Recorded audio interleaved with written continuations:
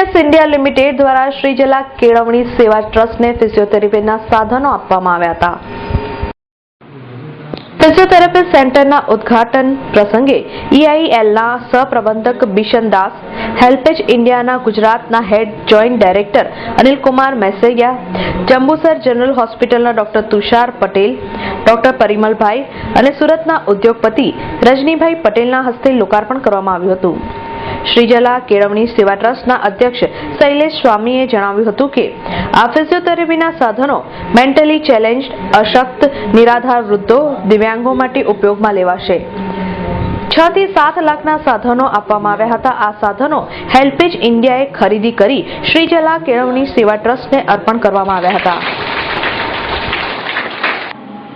આજ રોજ પાદરા શ્રીજલા કેળવણી સેવા ટ્રસ્ટને હેલ્પેજ ઇન્ડિયાના માધ્યમથી અને EIL કંપનીના માધ્યમથી આજે ફિઝિયોથેરાપીનો સામાન અમને આપવામાં આવ્યો છે અને આ ફિઝિયોથેરાપી સામાનનો અમે મેક્સિમમ ઉપયોગ કરીશું અને તમામ વિકલાંગો તેમજ ઘરડા લોકો જે છે જેમને ખરેખર કસરતના સાધનોની જરૂરિયાત છે એ પ્રકારના સાધનો અમને આપવામાં આવ્યા છે તો આ તમામ સાધનોનો અમે પૂરેપૂરો લાભ મેક્સિમમ લોકોને મળે એવો ઉપયોગ કરીશું અને ભારત સરકારની EIL કંપની અને હેલ્પેજ ઇન્ડિયાનો અમે ખૂબ ખૂબ આભાર માનીએ।